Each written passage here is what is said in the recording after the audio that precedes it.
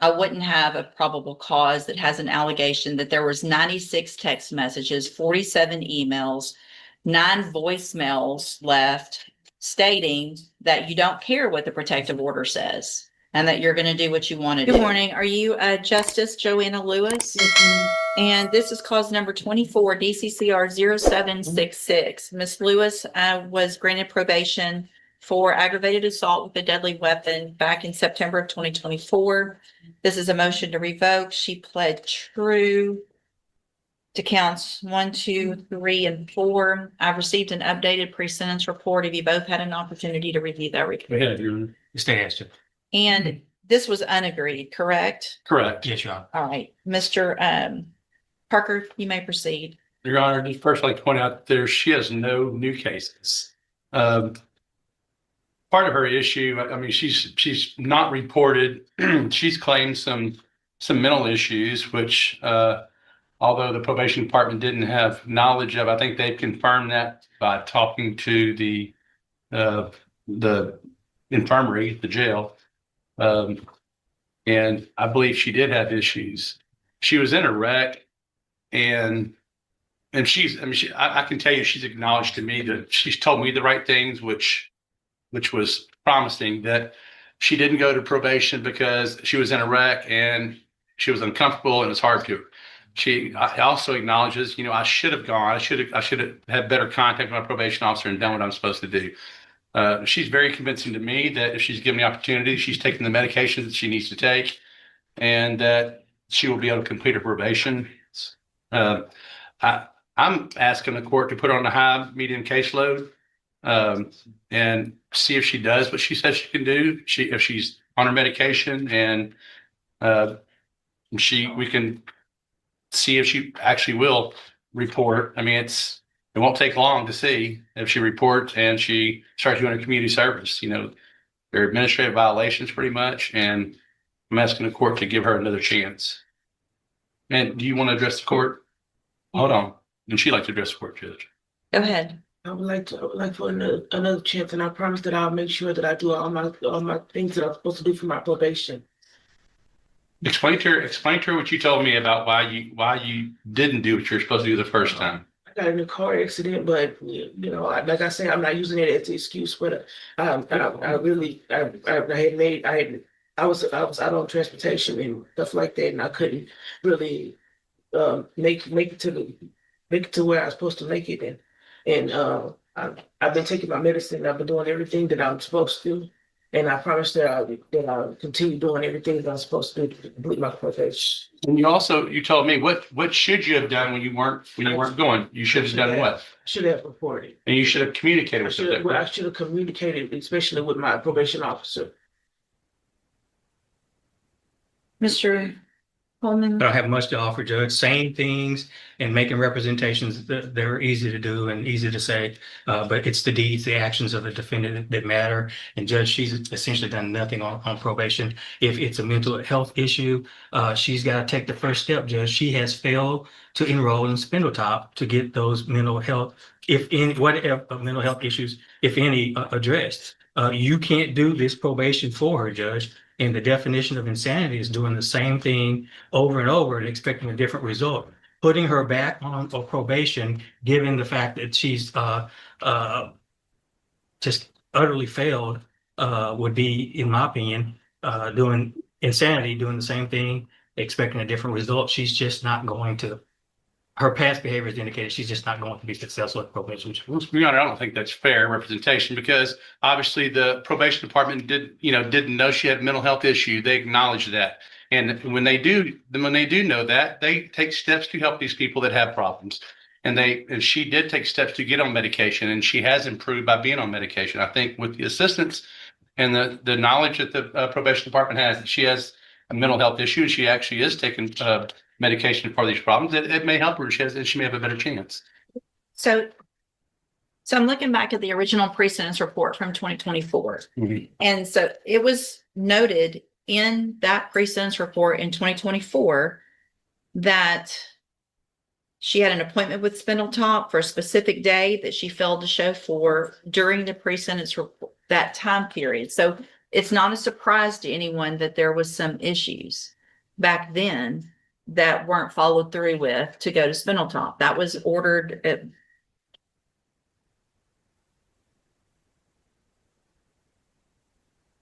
It was in the order back then for her to be assessed for services at Spindletop, which never happened. So here's the thing. Here's where I am. I don't disagree that, I mean, Miss Lewis has really no criminal history. This is the only case. There's clearly some mental health issues as well as drug issues. But I'm not going to just say, okay, go out and do Spindletop, because we've already said that a couple of times. So what I am going to do, and this is your opportunity to take advantage of this, Ms. Lewis, is I'm going to find that you entered your pleas of true to counts 1 through 4 freely and voluntarily. I'm going to find those counts true. I'm going to find sufficient evidence to find you guilty and revoke your probation, but I'm not going to do that. I'm going to continue you on probation, but I'm going to order that you enter and successfully complete the special needs safety program. That will address all of these problems. If you say you want and need help, won't matter if you have transportation, you'll be in custody to get the help that you need. Either you take advantage of that or you don't. Yeah. So you're going to get all the tools for both mental health issues, drug use issues, self-medicating, all of that. And when you get out of SafeP, you'll be on the high medium caseload in order to do whatever it is to follow up with Spindletop, follow up with drug treatment. And at that point, if you don't do it, there's no arguments that your attorney can make that would convince me that you should get another chance. This is your chance. Do you understand? Yes, ma'am. So this was not an agreement. You do have some rights to appeal. I'm handing you that written certification. I hope you take advantage of this and get everything you need because you'll be given that opportunity. Okay. Yes, ma'am. All right. Good luck to you. Yeah. And Megan, I'll get you next week. All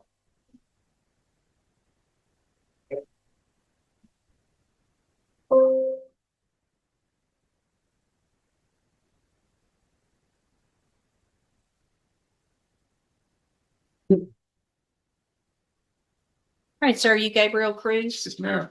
And we've got cause numbers 26 DCCR 0373. Mr. Cruz is charged with stalking. Cause number 26 DCCR 0374, charged with violating a protective order. And then cause number 26 DCCR 1060, charged with violating a protective order. And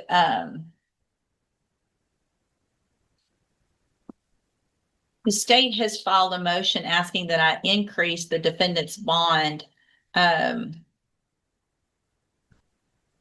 Hold on, I need to see what the bonds are in each case. I believe they're 100,000 In all 3 cases? Well, individual, $100,000 in each individual. 300,000 total. That's Yes. what I need to know. Yeah. All right. And has not made bond in any of those. Is that He- correct? Or he He has? made bond in the first 2, and then he picked up the last new case, and he's in jail on that case, on that. He has not bonded out on that charge. And the last offense, it looks like has that same The- offense date. It was just indicted on, at least on my docket. Let me look at that. It's a because- different offense state. It's my understanding. Let me look. Oh, okay. Hold on a second. Offense date. It's not, okay. It's not. So the offense date in that last one is March 1st of 2026. That's right. So 2 weeks or so after the first alleged offense of violating a protective order. Mr. Coleman, you may proceed. Yeah, I filed a written motion. I have no doubt the court's reviewed it. I'll just hit the highlights if I may, Judge. The criminal history, I just would ask that the court reevaluate the bonds in light of this defendant's criminal history that includes a conspiracy to possess or distribute cocaine out of the federal court, 2010, unlawful carrying a weapon, Jefferson County, 1994, possession of controlled substance, 1998, an adjudication for possession of marijuana, state jail amount of marijuana, 1998, and a arrest for an aggravated assault that was ultimately dismissed. I think it's still probative in this setting, that history. And in addition to the criminal history, Judge, I'd ask that the court consider the fact that this defendant allegedly committed this new offense of violation of protective order while out on bond for violation of protective order. And it involved the same victim, Judge. I think there are a lot of concerning issues here related to public safety and the safety of the victim in this case. I submit to the court that $100,000 bond on each of these cases is insufficient. I'm proposing a bond of $250,000 in this case. I'd ask the court consider this. I'm printing, a couple of PCs as well. Give me just a second. I'm gonna, get some stuff printed out so I can take a look at that. The PC in both of the, in all of the cases, so. Okay, I see. So the, one of the stalking and protective order is the same. Yes. PC. Right. Mr. Parker? Your Honor, I would like to point out that this is, he and his wife are going through a divorce and it's been nasty. Part of the communication or contact with her was because she wanted him to see the child and told him to come get the child. And that's why he was there. I think I can't just, and give me, Judge, I haven't talked to him after he bonded out, so I don't have a whole lot of information. And I just received a new case, so I'm not familiar with all the facts of the new case. So I'm limited to what I know. But a lot of what my communication with him is that he's been contacted by her, and I'm sure she was admonished by Judge Freeze or whoever that to not contact him.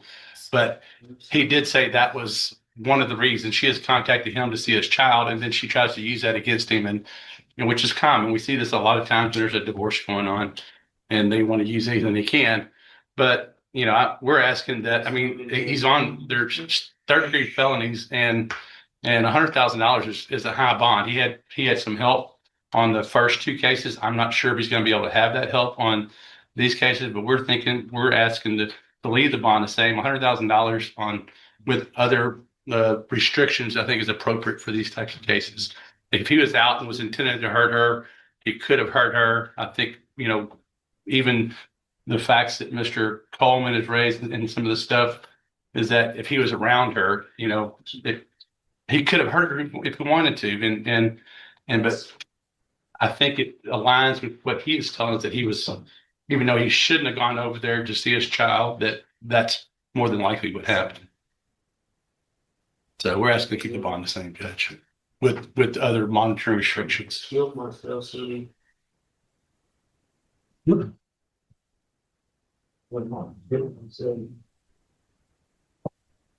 Right, so Mr. Cruz, if you have a protective order against you, I know what those say, and I know what the judges and the magistrates tell you about that. No one can give you permission to violate that protective order.